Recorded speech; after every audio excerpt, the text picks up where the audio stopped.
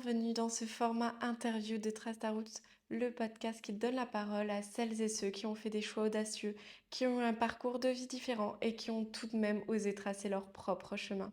Ici, nous allons explorer les coulisses de leur parcours, leurs réussites, leurs moments de doute et leurs enseignements précieux. Des conversations vraies et inspirantes pour te rappeler que chaque personne a la capacité de réaliser bien plus grand. Alors installe-toi confortablement et c'est parti. Une femme qui a traversé une épreuve de vie profonde et transformatrice, ce que j'admire chez elle, c'est sa force mentale, sa détermination et cette façon qu'elle a de ne jamais reculer devant rien. Elle incarne vraiment ce que j'appelle une battante.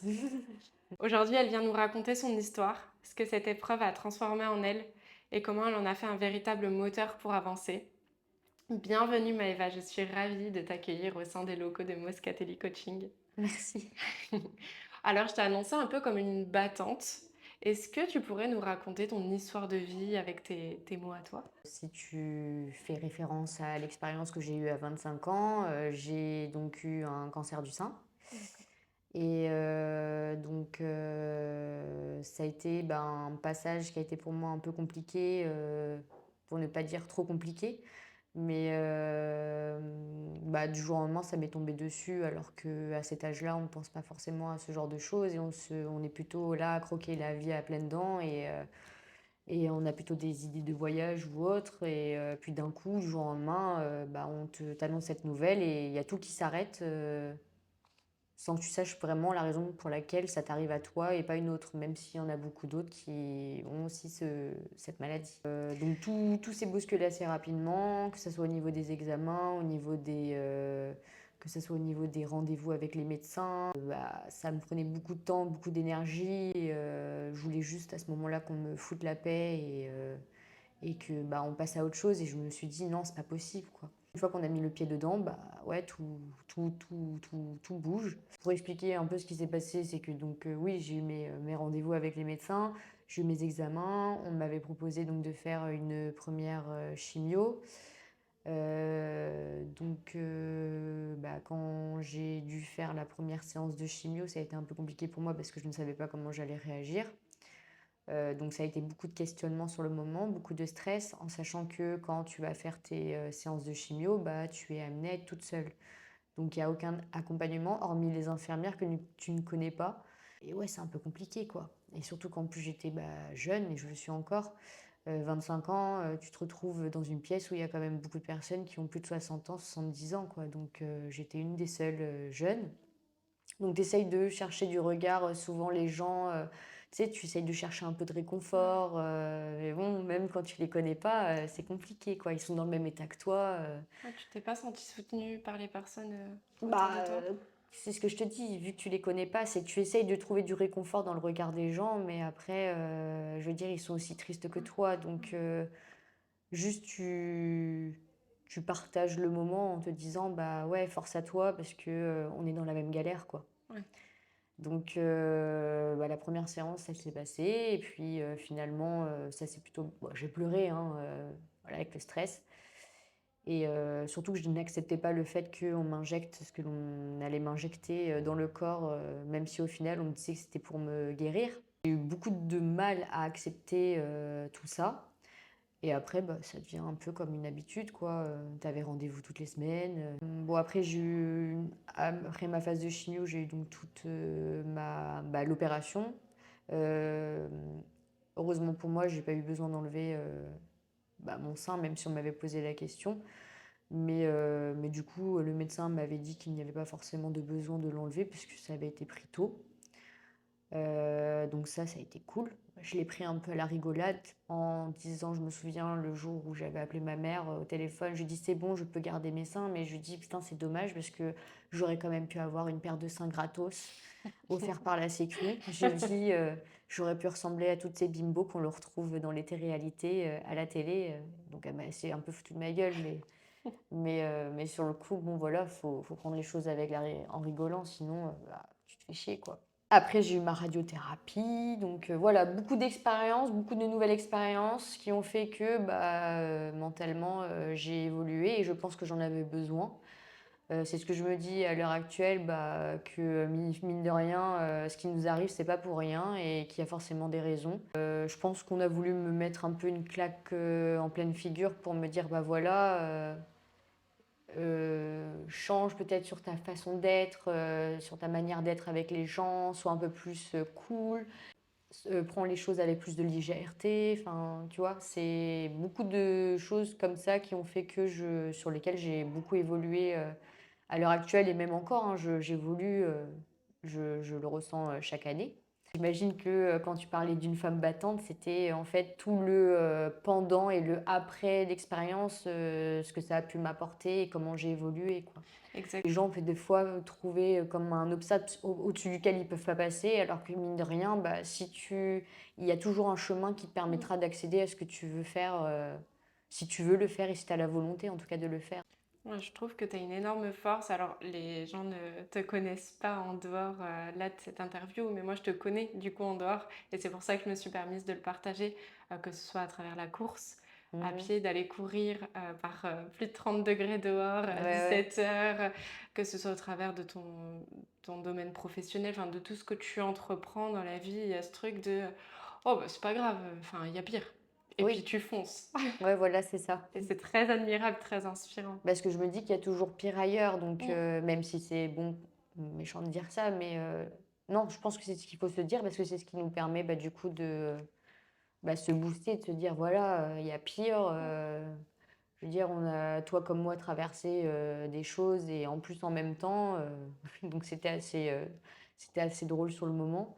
Mais mais non, toi comme moi, on a réussi à évoluer et on a essayé de trouver des solutions et c'est le principal, quoi.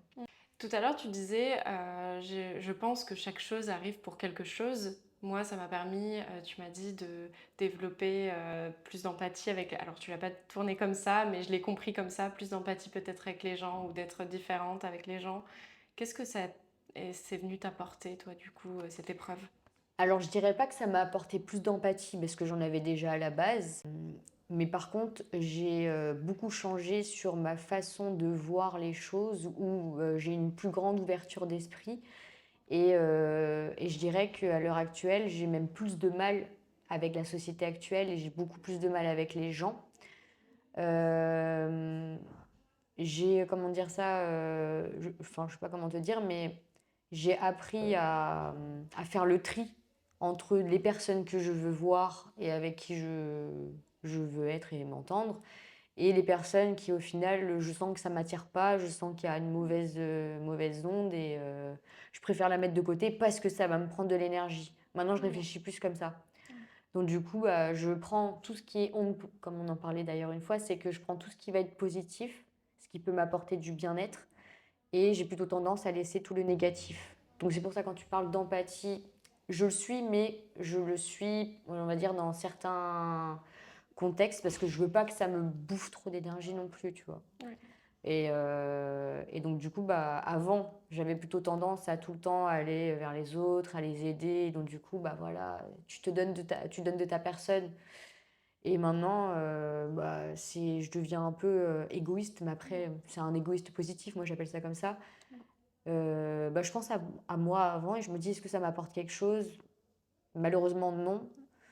Je suis pas rien pour toi et il faut que tu avances aussi de ton côté, bah, tout seul en fait, donc Exactement. de manière, comme, moi je l'ai faite, comme toi tu l'as faite, en fait, on a tous besoin d'avancer, de manière autonome. Tu peux pas attendre de l'aide, tout le temps des autres et c'est comme ça que tu évolues Mmh mh. et que tu Exactement, vis je suis d'accord. indépendant donc Ça te permet aussi de cibler ton énergie et de la mettre là où c'est véritablement aidant pour toi et donc aussi même pour les autres des fois. oui, tu apprends mieux aussi. Exactement. OK. Tout à l'heure, tu nous disais, tu nous as raconté ton histoire. Est-ce qu'on pourrait savoir comment est-ce que tu es venue à savoir que tu as eu Le cette cancer du maladie? sein, Oui. Parce qu'à 25 heu, ans, on se fait pas forcément, ouais, on va pas forcément regarder, on va pas forcément chez le docteur. non, pas Donc, du tout. comment ça s'est Bah, passé surtout pour toi? moi, ouais, le soir de Noël chez mes grands-parents, après qu'on ait fini le repas, je vais pour du coup, bah, me mettre en pyjama, dans la salle de bain comme, tout le monde fait. Je me démaquille, et puis, bah, c'est en me déshabillant que, je sentais que j'avais comme une petite grosseur au niveau de la poitrine. Sur le moment, je m'étais pas forcément, dit que tout de suite c'était une tumeur. Je me suis dit: à vérifier, à faire attention, à contrôler. Vu que j'étais dans ma période où, hormonalement parlant, ça a bougé un peu, je me suis dit: «C'est peut-être en rapport avec, juste mes règles». Et donc j'en avais parlé à mon copain, j'en avais parlé avec ma mère et donc ma mère, bon, elle, c'est des choses qu'elle n'accepte pas et dont elle ne veut pas parler parce elle a perdu donc copine, via le cancer du sein et donc tout ça, c'est des choses que voilà, je ne Ouais. peux pas parler avec elle. Donc je laisse passer quelques semaines et puis, bon, je vois que ça n'évoluait pas, que ça soit en taille, ça grossissait pas et ça ne diminuait pas non plus.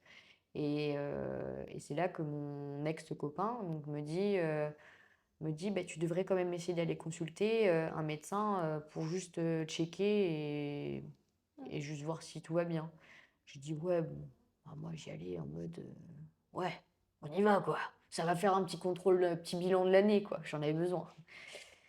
Et donc, bah, mon médecin, voilà, il commence à regarder, à toucher. Je vois à sa tête que, pareil, il commençait je me dis: «Allez, c'est bon», je dis: «Médecin», il commence à fabuler lui aussi, et il m'a dit: «Je vais quand même vous envoyer vers une radiologue pour faire des examens complémentaires», parce que lui, voilà, juste par la palpation, il peut pas le savoir. Donc je prends rendez-vous directement chez une radiologue. La radiologue, voilà, bah, pareil, tout se passe bien. Elle voit qu'il y a une petite grosseur, mais elle n'arrive pas à mettre un nom dessus. Pour elle, bon, il y a pas forcément de tumeur ou autre. C'était, juste un ganglion qui était, voilà, gonflé. Et de là, elle m'a dit: «Bah, vous devriez peut-être faire un examen complémentaire à la radiographie, donc c'est-à-dire une biopsie». Et vu que ça m'était arrivé plus petite de l'autre côté où j'avais eu un ganglion qui avait gonflé aussi, mais bon là c'était juste peut-être hormonal parce que c'était parti par la suite, j'ai dit: «Je vais quand même checker». Donc je fais la biopsie, j'ai un rendez-vous donc quelques jours après. C'est une biopsie, j'en avais jamais fait donc bah, sur le coup un peu stressée aussi. Après bon, bah, voilà, on attend les résultats. J'ai donc mon prochain rendez-vous, quelques semaines après, donc pour aller voir la radiologue. On me met dans la salle d'attente et puis là on me dit: «On va vous faire une mammographie». Je dis: «Bah, j'étais pas venue pour faire une mammographie, j'étais juste venue bah, pour qu'on me donne mon bilan, en fait». Ah, c'est là que j'ai commencé à me poser des questions et je dis: «Il y a un truc» et là, je sentais qu'il y avait un truc. Donc j'ai commencé, bah, à stresser, on me fait la mammographie ou du moins avec le peu que j'avais, ils ont essayé de faire la mammographie, c'était, drôle sur le moment. Et puis, bah, après, bah, on me met dans une salle à part et puis, bah, c'est là où j'ai affaire donc à la radiologue avec qui j'étais passée la première fois et elle me dit: «Bon, bah, j'ai pas direct, hein, j'ai pas une bonne nouvelle pour toi, c'est une tumeur, c'est un cancer du sein». Oh, sur le moment, bah, tout s'effondre. Ouais. J'ai, pleuré, directement. J'ai senti comme une bouffée de chaleur qui m'a pris vraiment de l'intérieur. Je sais pas comment t'expliquer, mais sur le moment, c'est, ouais, c'est, tu te retrouves dans une bulle et il y a plus rien qui existe autour. Même quand la radiologue, elle me parlait, c'est comme si elle n'était pas là, quoi. Encore une fois, j'étais lors de cet examen, de ce rendez-vous, j'étais toute seule à chaque fois, tu Mmh. vois? J'avais aucun accompagnement parce que mes parents ne sont pas sur place et puis, bah, mon ex-copain, lui, il était, doctorant, il faisait ses études et moi, jamais de la vie, je me fais accompagner à mes rendez-vous. J'y vais généralement toute seule. Mais bon, là, je te cache pas que j'aurais bien voulu être Bien sûr. accompagnée ce jour-là. Mais encore une fois, je ne savais pas, je m'y attendais pas à ce type de nouvelles. Oui, avant de partir, tu étais encore dans le Sereine, en sereine, mode: «Bah, oui, vas-y, il y c'est a juste plus un rien contrôle, arrivé, elle bien sûr. va rien me dire, elle va juste Ouais. me dire: «Bah, voilà, peut-être vous avez, un taux d'hormone de telle hormone qui est trop élevé, il faut Bien peut-être sûr. manger différemment» ou j'en sais rien, tu vois? En Mais pas l'espace de ça. quelques minutes, il y a tout qui bascule Ah du oui, coup oui, pour oui. toi. Ouais, ouais, Donc ouais. il y a pas eu de réaction de déni, ça a été vraiment tu as pris conscience tout de suite, J'ai pris les conscience pleurs tout de suite et j'ai pleuré direct. Je me ouais. suis effondrée. Je pense que d'ailleurs les dames dans la salle d'attente, bah, du coup, tout le monde m'a entendue, hein, Bien forcément, sûr. tout est, et je me souviens que la première question que j'ai eue auprès de la radiologue, c'est: j'ai dit: «Putain, mais ça va me coûter combien?» Tu sais, Mmh. limite, Le je côté très pensais terre à ça a terre. été le côté financier aussi Ouais. qui m'avait, sur le coup, je me suis dit: «Oh mince, bah, je vais me retrouver dans la merde, quoi». Mmh. Que ça soit au niveau de la santé ou que ça soit financièrement parlant. Et de là, la radiologue m'avait dit: «Ne t'inquiète pas, tout est pris en charge par la sécurité sociale parce que c'est une maladie, voilà, qui est 100 pris en charge», donc elle me fait: «T'inquiète pas, tu auras aucun frais», donc sur le moment, ça m'avait rassurée, mais pas trop non plus, tu vois? Ouais. Et c'était vraiment la 1re place dans ta tête, Mais c'était ouais, ça? ouais, c'est, Comment je vais faire tu ouais, financièrement? ouais, ouais, c'est bah, oui. tu peux pas travailler, rien. Donc, surtout qu'en plus, je venais de terminer mes études, je venais de terminer mon stage de fin d'année d'études, j'étais dans mes recherches de poste de travail. Je me souviens que quelques jours avant de faire ce fameux rendez-vous, j'avais passé un entretien donc avec une boîte qui du coup m'avait appelé pour m'accepter. Voilà, bah, tout s'effondre quoi. Oui. Je sais pas comment toi tu es, mais quand moi je suis malade, j'ai tendance à quand même aller travailler. Oui. Mais là, c'est je suis malade, ça ne se voit pas, faut que tu en prennes conscience, mais tu ne pourras pas aller travailler parce que tu vas être amené à faire de la chimio et tu vas être dans un sale état. Oui. Et ça, tu vois, ça aussi, j'avais du mal à l'accepter. Ça allait contre tout ce que t'étais en Voilà. fait. Mm.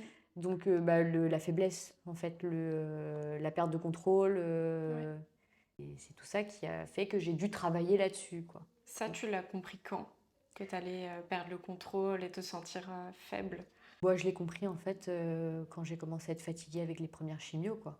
rapidement. Quand tu peux pas te lever et que Mm. tu sens que tu as aucune motivation, même si j'en avais quand même, hein, parce que des fois, j'étais la première à dire à mon ex-copain, viens, on sort. Mm. Viens, on sort, on va marcher. Même si j'étais morte et que physiquement, j'en pouvais plus. C'est lors de mes premières chimios que j'ai compris que ouais, là, j'étais faible et que c'était ça la faiblesse. Et qu'est-ce que ça te permettait de dire viens on sort? C'était quoi? De reprendre le contrôle, de te prouver que t'étais capable ou juste Ouais, l'envie de ouais, prendre ouais, se l'air? prouver que j'étais capable de Ouais. pouvoir bouger, Ouais. même en étant bah, mal, quoi. Donc il y a eu toute cette phase et même après, après toutes ces phases de chimio, quand ça s'est terminé, bah forcément, j'avais donc beaucoup d'idées de voyage en tête.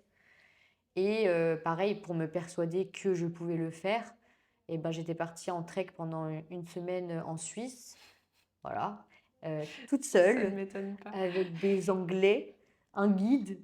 Et j'ai dit: «Bah, vas-y, feu, hein, de toute façon, bah, pareil, j'attends plus après les autres, hein», parce que j'attendais beaucoup après les gens avant. Et je me suis dit: «Beh, en attendant après les gens, tu fais rien de ta vie». Donc bah, de là, j'ai commencé à développer aussi toute mon indépendance, Ça, toute c'était mon lorsque tu autonomie, étais malade? après que je sois malade. Ok, Parce que c'est après où j'ai commencé à vouloir faire beaucoup plus de choses, parce que pendant, je ne pouvais pas le faire. d'accord. Donc ça m'avait frustrée sur le moment. Et une fois que je suis sortie de cette vague, j'ai dit: «C'est bon, feu, maintenant, tu croques la vie à pleines dents et bouge-toi les fesses, quoi». Donc avant, j'étais tout le temps à dire, à proposer, bah, par exemple, une activité à une personne pour pouvoir la faire. Maintenant, si j'ai envie de faire une activité, je la fais. Je peux proposer à des gens: «Tu es là, tu es pas là, je m'en moque, quoi. Mm. Je la ferai dans tous les cas et rien ne pourra m'arrêter», tu vois? Il y a toute cette phase d'autonomie, et d'indépendance que j'ai dû, bah, développer, donc après ça. Et mine de rien, bah, c'est pour ça que je te dis que les choses n'arrivent pas pour rien, c'est que, bah, j'avais besoin de ça. Donc et d'ailleurs, on en a tous besoin, hein. Quand tu regardes, bah, les femmes actuelles ou bah, ça a toujours été, hein, les femmes plus que les hommes, je pense, on dépend beaucoup de notre entourage, que ça soit envers la famille et principalement quand je dis ça, c'est envers les copains aussi. C'est pour ça que souvent je dis, à mes amis maintenant, je dis: «C'est bon, lâche-le quoi. Tu le verras plus tard, fais ta vie, essaye de faire des choses toute seule». Et ce qui est marrant, c'est que bah, durant cette phase où moi j'étais comme ça dans ma tête, j'ai donc une copine qui, elle, était en pleine séparation avec son copain, donc très dépendante. Et je pense que je lui ai permis donc de sortir de cette zone de confort dans laquelle elle était donc à la base. Et elle a, à l'heure actuelle, 1 an et demi après sa séparation, elle m'a dit: «Mais je croque la vie à pleines dents et ça me fait trop du bien, quoi». Et elle me dit: «Je vois bien que j'ai changé». Et elle me fait: «Ça me fait du bien». Et donc ouais, on s'est toutes les 2 un peu, surélevées comme ça et on s'est toutes les 2 mutuellement, aidées. Donc ouais, non, c'est beau. Moi, je pense sincèrement que les personnes qu'on fréquente nous aident à accomplir d'autres choses, même si c'est pas Ouais, de ouais. l'intérieur, c'est pas elle qui va nous dire allez quitte ton copain, mais il y a ce truc où ça rayonne en fait autour de nous et oui, je suis d'accord avec toi. Ah, tu le sens, hein. Tu le sens, Si ouais. tu vois qu'il y a un bon feeling avec une personne et ben, tu te dis: «Bon, elle peut m'apporter quelque chose». Mm, Même si c'est juste de passage, mm, ouais, toutes les personnes que tu rencontres, il y a forcément une raison derrière. mm. Après, c'est à toi de chercher, à toi de creuser, quoi. Et Donc là, tu parlais d'amour, du coup, tu disais qu'il faut vivre sa vie et tout ça. Est-ce que avant que tu tombes malade, t'étais plus dépendante? bah, Alors, avant que je tombe malade, j'avais pas l'impression de dépendre de quelqu'un parce que moi, dans mes relations, j'étais assez libre. Après, quand je parle de libre, c'est que je fais totalement confiance à mon copain, je laisse vivre, il fait sa vie, je fais ma vie. Au niveau des activités, oui, on était tout le temps amenés à faire les choses ensemble, ou même quand j'avais des trucs avec des copines, bah, je pouvais les faire de manière facile. Mais par contre, je n'avais pas d'activité qui m'était propre, Mmh. comme là, à l'heure actuelle où j'ai l'athlétisme, de la course à pied. Et souvent, j'avais d'ailleurs des amis qui me disaient: «Essaye de trouver une activité, un canal de sortie qui te permettrait de, tu vois, de pouvoir penser à autre chose ou d'évacuer quelque chose». Donc les sentiments de frustration ou de perte de contrôle que je pouvais avoir avant. Donc maintenant, bah, à l'heure actuelle, mon canal de sortie, c'est le sport, donc ça me fait du bien. J'avais été amenée aussi à faire, de la lecture alors que je détestais à la base. J'avais donc mon ex-belle-mère avec qui je discutais beaucoup et qui m'a beaucoup apporté d'ailleurs, qui lisait un bouquin et elle m'a dit: «Tu devrais le lire parce qu'il me fait penser à toi». Et donc c'était, bah, sur du développement personnel, sur pareil, une personne qui partait en voyage, toute seule, dans un pays qu'elle ne connaissait pas, où elle était en recherche de quelque chose. Il y avait beaucoup de citations dans ce livre, qui m'ont fait du bien et c'est pour ça que j'ai aussi apprécié, mes moments de lecture parce que ça me faisait du bien, mentalement. Je sais pas comment te dire, mais, Mmh, bien sûr. ça m'apportait quelque chose. Comme quand tu parles à un psy ou autre, il y a des gens, voilà, ça va leur faire du bien. Bah, moi, le fait de lire et d'avoir des jolies phrases, tu vois, ça me faisait du bien à ce moment-là.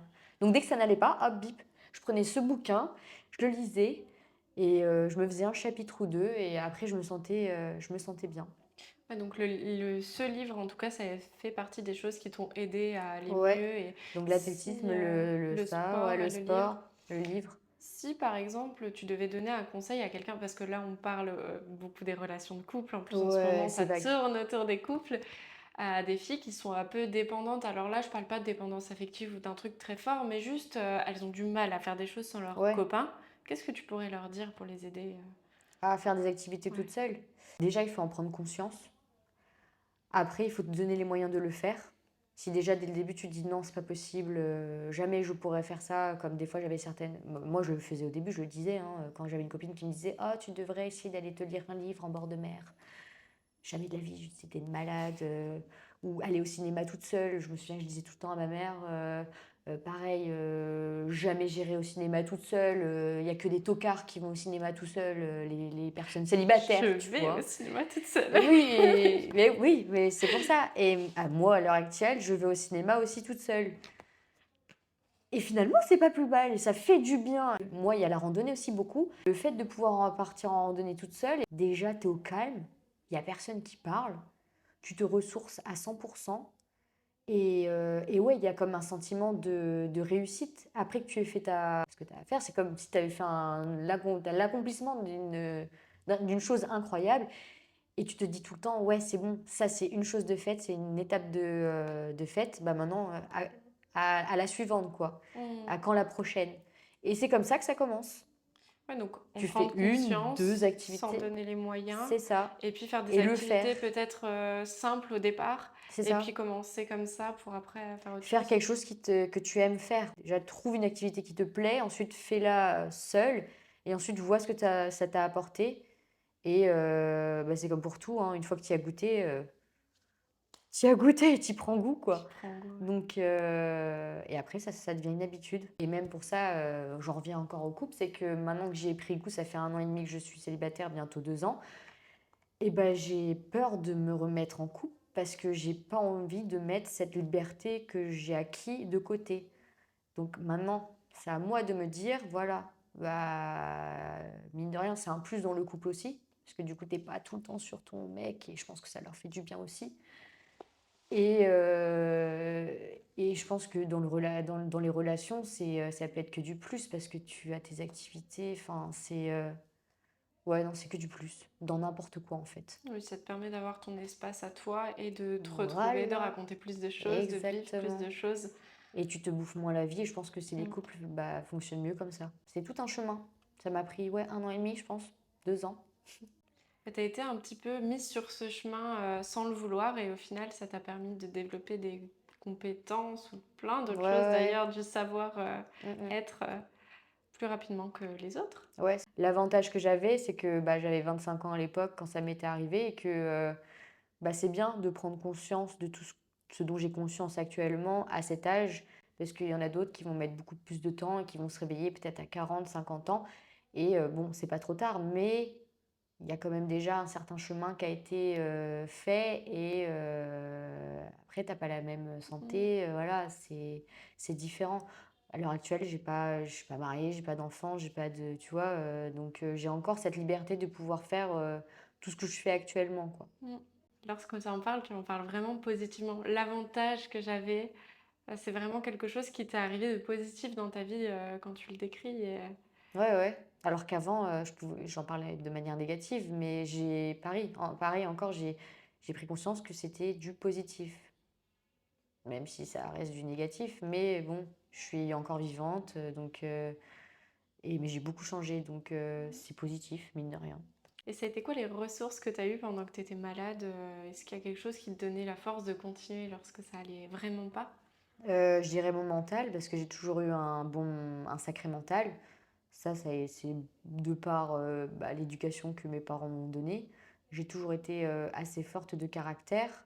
Après, je pense que, la motivation ou la volonté de faire les choses par, soi-même, je l'avais déjà. Il fallait juste, en fait, que je le développe. C'est bête à dire, mais ouais, une maladie en latence ou j'en sais rien, une bonne vieille grippe en latence qui du jour Un au cancer? lendemain, elle est présente, mais du jour au lendemain, elle se réveille. Bah là, c'était pareil. J'avais toutes les compétences tout ça, c'était en moi, mais je ne l'avais pas développé. Et si tu avais un point à me citer de ta vision de la vie, qui a changé vraiment, ce serait lequel point qui est le plus différent de ta vision de la vie? Je sais même pas si je réponds à ta question, mais c'est juste que je vois les choses de manière beaucoup plus simple, avec beaucoup plus de légèreté. Je me dis, bon, est-ce que ça sert vraiment de Mmh. se prendre la tête? Même si je te cache pas qu'il y a des fois des choses sur lesquelles je continue à me prendre la tête. Mais après, je me remets en question. Je me dis, est-ce que finalement la réaction que tu as eue, elle a été bonne? Et après, j'ai beaucoup plus de facilité aussi à m'excuser auprès des autres. Quand je reconnais mes torts, oui, je le faisais déjà avant, mais maintenant, oui, quand je m'excuse, quoi. Ouais, donc tu reconnais plus facilement tes propres C'est émotions et ça. tu passes plus facilement à l'action pour, Ouais, c'est ça. bah, pour être en accord avec tes valeurs, retrouver ces émotions de joie et de sérénité, C'est ça. OK. On va dire que j'essaye de mettre l'ego de côté, tu Ouais. vois? Ouais. Si tu n'avais pas traversé la maladie, qu'est-ce que tu n'aurais jamais découvert ou développé? Bah, mon indépendance et Ouais. mon autonomie. C'est principalement ça. Mon ouverture d'esprit, pareil, comme je te disais tout à l'heure, elle C'est ce a qu'on vachement évolué. Même des fois, il y a plein d'expériences, que je veux faire et où j'ai eu un moment que j'ai fait aussi. Et je me suis dit: «Bah, allez, vas-y, feu, on n'a rien à on perdre. s'en fout des jugements ou l'interprétation que les autres peuvent porter là-dessus».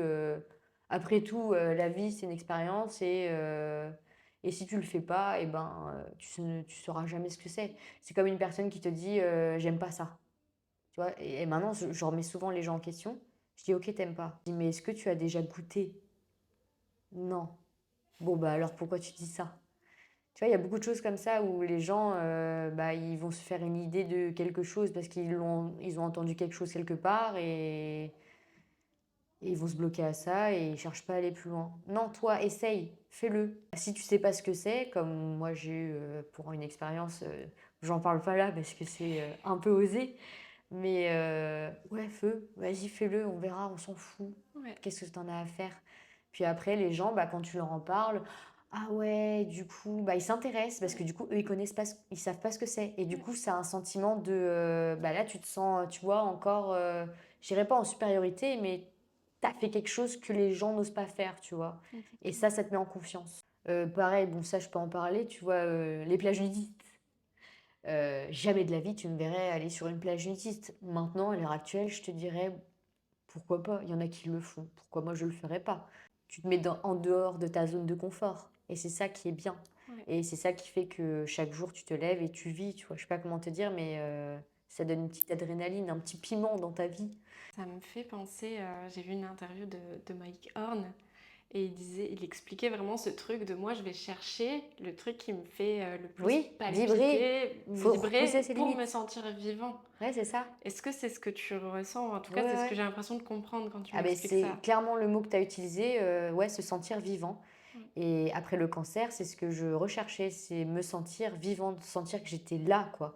Et pareil pour une autre expérience que j'aimerais faire, et ça, je pense que je le ferai à mon anniversaire avec une copine, c'est un saut en parachute. Ça, c'est un truc, je t'aurais dit, mais jamais de la vie je le ferais, parce que, je vais mourir. À l'heure actuelle, je me dis: «Vas-y, bah, repousse tes limites et qu'est-ce que tu sais? Tu sais pas ce que tu comment tu peux réagir si ça se trouve, tu vas adorer le moment et puis, merde quoi, je veux dire on n'a qu'une vie donc si tu le fais jamais, ça me ferait chier de je sais plus, j'avais lu dans un bouquin une personne qui disait que, j'ai pas envie de mourir avec des regrets et de me dire: Ouais. «Si j'avais su, Mm. si j'avais su, oh j'aurais dû faire ça». Bah non, j'ai pas envie de me dire, «Si j'avais su», c'est non, je l'ai fait et je suis contente de l'avoir fait, tu vois?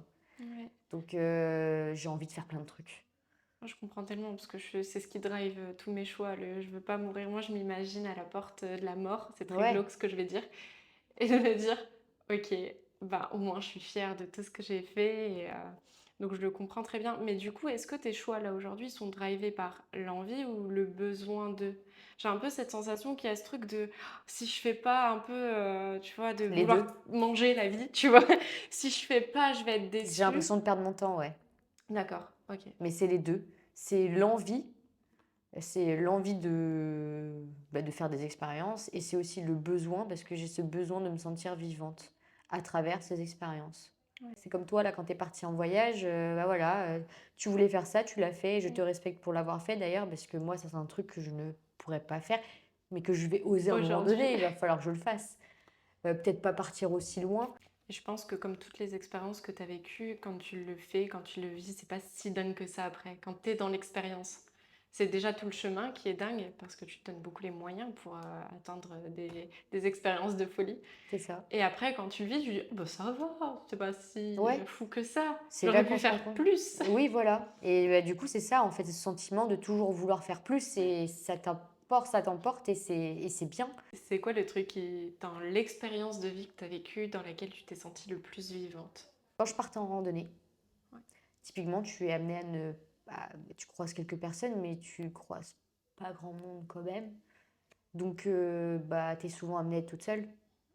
Donc tu es en pleine nature, toute seule, à je sais pas combien de kilomètres de chez toi, tu mis ton téléphone, de côté, je sais pas comment te dire, tu es vraiment toute seule et c'est à toi de te débrouiller donc ça veut dire qu'il faut que tu gères ta carte, que tu te trompes pas sur le chemin. Tu des fois prendre des chemins, je sais qu'il y a un chemin mais je vais le prendre même s'il fait pas partie de la randonnée.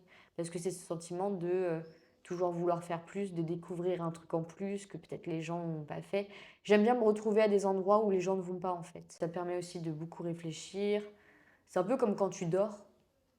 Tu réfléchis beaucoup des fois quand tu dors. Et puis quand tu te lèves, tu te dis, allez, go, c'est bon, chaud, taqué. Enfin, je sais pas si c'était déjà arrivé, mais moi, ça m'est déjà arrivé un Souvent. matin. Tu sais, tu fais une journée de merde au travail. Et après, tu te dis toute la nuit, oh là là, comment je pourrais essayer d'inverser la situation pour que ça évolue positivement. Et là, tu as trouvé la solution. Et ce sentiment, tu vois, de force, c'est pareil après une activité. Voilà, quand tu te ressources, eh ben, c'est pareil. Tu te ressens beaucoup plus vivant. Qu'est-ce que tu dirais à quelqu'un qui n'a pas confiance en soi et qui aimerait développer ça? Quel conseil tu lui donnerais? Mmh, intéressant. Après, ouais, encore, c'est une histoire de volonté, hein. J'aurais beau dire ce que je veux, le mec, il l'entend ou il l'entend pas, quoi. C'est à toi de te bouger si tu Mm, mm, en mm. ressens le besoin. Si t'as pas envie de bouger, bah, tu vas jamais évoluer. Donc, c'est à toi de sortir de ta zone de confort. C'est le seul conseil que je peux faire et c'est comme ça que ça va commencer. Ça m'arrange bien parce que en tant que coach, la confiance en soi, elle se développe en passant à l'action. Bah oui, Donc très bien. t'as pas le choix. Ça me va. Ta Voilà, réponse me convient. voilà, parfait. Bah J'avais pas nickel. à valider, mais je la validais. Du coup. Bah oui, non, c'est vrai. Quel message tu voudrais transmettre, tu pourrais transmettre à une personne qui vit ou qui est en train de vivre une situation un peu similaire à laquelle tu as vécu, donc qui est malade ou qui vit une situation compliquée et qui a l'impression de ne pas se sortir la tête de l'eau pour l'instant? Alors c'est marrant que tu me poses cette question parce que je me la posais, toute seule avant, mais il faut apprendre à être patient, te dire que c'est juste de passage, même si sur le moment tu as un peu de mal et que tu aimerais que ça aille vite. Moi souvent je me disais: «J'aimerais bien que ça voilà, je veux me sortir de là, je veux qu'on me foute la paix». Hem, Comme pour toute mauvaise expérience, ça dure qu'un temps, après c'est à toi de savoir rebondir et de mettre les choses en place pour pouvoir, avancer. Moi, je dirais, à une personne qui est en souffrance et qui se retrouve à l'heure actuelle dans le même état que moi j'ai pu être il y a quelques années, c'est que oui, bah, aie patience. Là, tu es là où tu dois être, tu as pas le choix, de toute façon, c'est comme ça. Et après, une fois que tu sors de là, bah, bouge-toi les fesses, quoi. Essaye de trouver des solutions, fais quelque chose. De toute Soit façon, généralement, les gens, quand ils ont fait des expériences comme ça, n'importe qui arrive à mettre des choses en place, quoi. Je sais pas comment t'expliquer, mais pour avoir parlé avec beaucoup de personnes qui se sont retrouvées dans la même situation ou qui ont eu d'autres mauvaises situations, dans tous les cas, t'évolues. aujourd'hui, comment est-ce que tu vois la suite de ta vie? Ah! Bah, je me pose pas de questions. Ouais. J'avance au jour le jour. Ça sert à rien d'anticiper. C'est ce que je faisais avant. J'anticipais beaucoup. Donc, j'étais très, tu vois, timée sur l'heure, machin, jamais de retard, hein. Maintenant, on n'a rien à faire. Qu'est-ce que tu vas faire cet après-midi? À quelle heure tu vas te lever demain? Tu vois, c'est toutes les petites questions comme ça. J'en sais rien. On verra. Mm. Je vis au jour le jour. J'apprécie le moment présent. Je ne me pose pas de questions. Le passé, il est derrière moi. Même s'il y a encore des choses sur lesquelles je travaille actuellement. Le futur, bah, de toute façon, t'es pas voyant, tu peux pas savoir ce que ça va donner. Et puis même si des fois tu anticipes, bah, ça va pas forcément aller vers quoi tu voulais aller.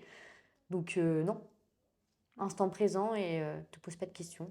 Tu as vraiment développé une faculté à vivre l'instant présent. Bah oui, même des fois juste un simple barbecue avec des amis, boire un verre, et ben j'ai appris à apprécier ce moment, tu vois. Alors que c'est rien, hein, j'ai appris à apprécier les moments simples de la vie. Alors qu'il y a des gens pour qui eh ben, le besoin, ça va être par exemple d'aller acheter un sac Louis Vuitton à 5 000 € ou j'en sais rien, des trucs qui au final servent à rien.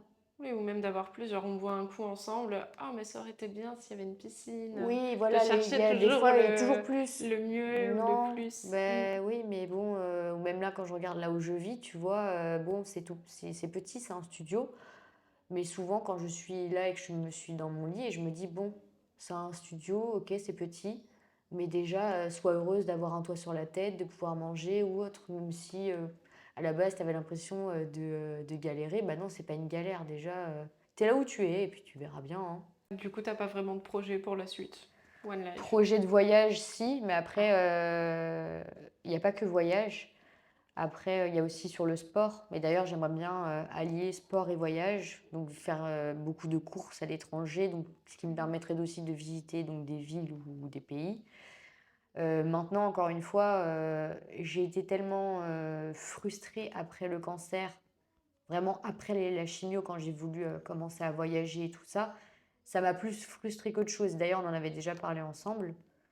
Si au final tu as des envies et ces envies te frustrent plus qu'autre chose, au final, bah arrête quoi, arrête d'y penser. Donc petit à petit, tu vois, faut pas trop anticiper, je sais pas comment te dire, mais Ah, plutôt penser plus petit. ouais, voilà, que trop grand. Ouais. Voilà, dis dans ta tête, ah oui, ça serait bien si un jour j'ai ça. Si tu as les moyens de le mettre en place pour pouvoir y arriver, vas-y, fais-le step by step. Si par contre, tu peux pas, mais il faut pas que ça te bouffe la vie. Dans ce cas-là, fais autre chose, trouve-toi un Ouais. autre truc. Et que ça honte tes pensées et que tu te Ouais, dises, ah bah on en peut pas tout fait, je avoir peux dans la pas. vie, hein, Ouais.